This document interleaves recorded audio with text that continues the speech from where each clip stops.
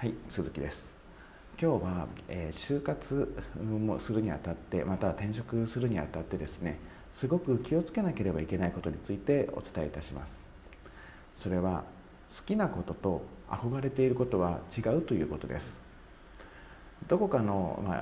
就活斡旋業者がですね、以前、好きを仕事にということを、出していたことがあります。で、この好きを仕事にということは、それだけ聞くといいことに思いますけれども、実際そういった言葉を出すことによって転職の市場が大きくなるようにという思いを込めている部分もあります。ただ好きなことを仕事にすればいいんだと言って、仕事を選ぶとすごく困ることがあったりしますので、そのことについてお伝えいたします。憧れていることをですね、好きなことだと勘違いしている人というのが結構多いんですね。その憧れというのはどういったことかと言いますと、自分が興味を持っていること、こういうふうになりたいな、こういうふうなのがいいなということですね。例えば具体的にもう少し話しますと、自分は英語が好きなので、英語を自由に使えて海外の人たちと仕事をしたり、海外出張したりして、世界中を飛び回る仕事をしたいというふうに言っていた人がいたとします。実際ではこの人のスペックを見てみると、TOEIC が400点とか500点とか、いわゆる大学生の平均ぐらいで、海外の情報とかも特に得ているわけでもなく、具体的な行動をとっていない場合、英語に興味を持っている、語学に憧れを持っているだけであって、少なくとも本当に語学が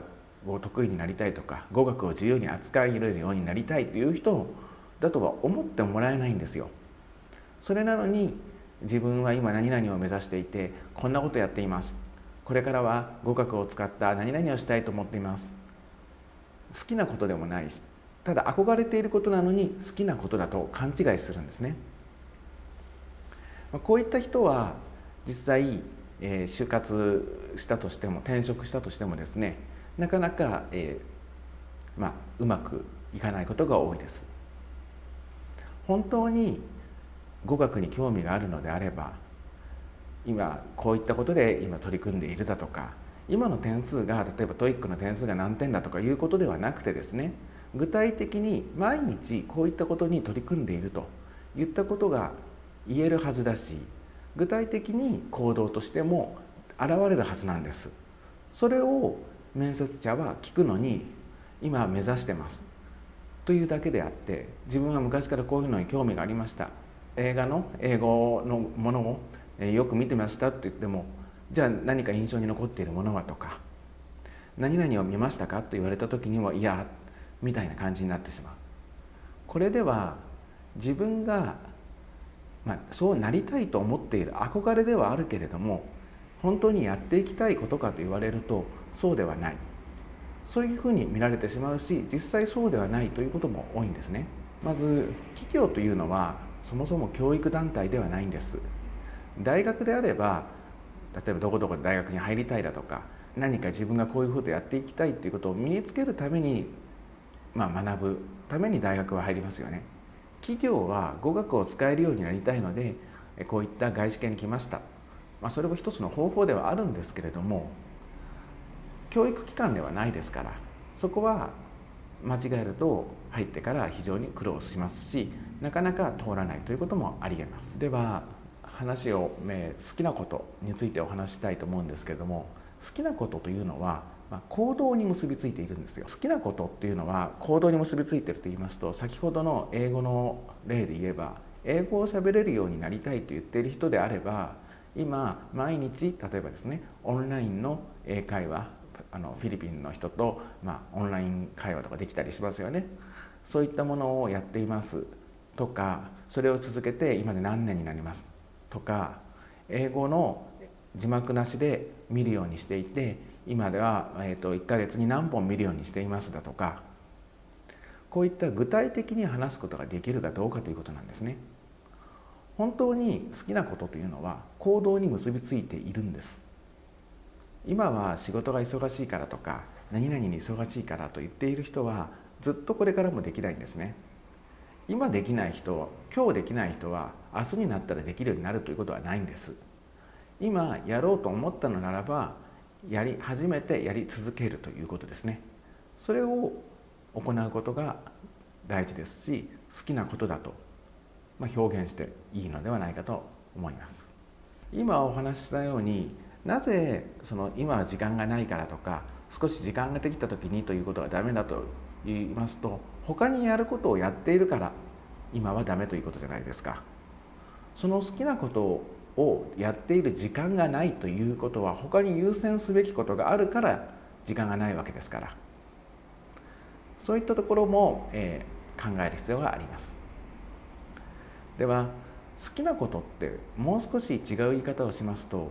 どんなに大変でも続けられること、これを好きなことだというふうに定義、いたします。もちろん言葉ですから、憧れていることを好きなことだというふうに、定義している人もいるかもしれませんが、それで仕事を選ぶと失敗するわけです。ですので、少なくとも仕事を選ぶときには、好きなこととはどんなに大変でも続けられること、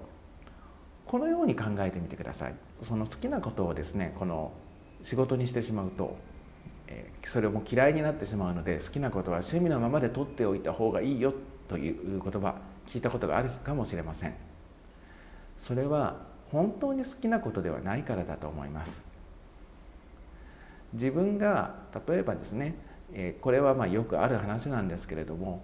趣味で楽しくやっている時には好きだったのに、仕事になってやらなければならなくなると、そのこと自体が嫌いになってしまった、そういう人も確かにいるんですけれども、それはそこまで好きなものではなく、趣味で置いておけばよかったものなんですね。ですから今、趣味は趣味で仕事は仕事で分けた方がいいよというのは、ある一面正しいわけです。つまり自分が好きなこと、趣味のことというのはそこまで好きではないということなんです。仕事にするほど好きではないということです。やりたい時にやって、やりたくない時にやらないぐらいがいいよというのは、それはやっぱり趣味なんですね。それを仕事にしてしまったら嫌いになってしまうということは十分ありえます。今言った定義で好きなことを仕事にすると、実はこれは非常に私はいいことだと思っています。それはそういった人の方が、そういった好きなこと、そういったどんなに大変でも続けられるという好きなことを仕事にしている人は、成果を出す可能性が非常に高いんですね。なんとなく仕事だからやらなければいけないというふうに思ってやっている人と、これは好きなこと、どんなに大変でも自分がやれると思ってやっていることが仕事だという人と、どちらが結果を出せるか、そういったことを考えてみていただきたいと思います。そういったレベルの好きなことを仕事にしている人は、もうはっきり言って最強だと言ってもいいと思います。好きなことと思っているレベルが他の周りの人よりも断然高いわけですから、それにやることが苦ではないわけですよね。どんなに大変でも、もうこれが楽しい、楽しいと言っても楽しいと楽は全く違うわけですが、やりがいもあるし、それで人の何らかの形で役に立ちたいだとか、何か自分の価値観と結びついている好きなことですね。こういったことを続けて仕事にしている人というのは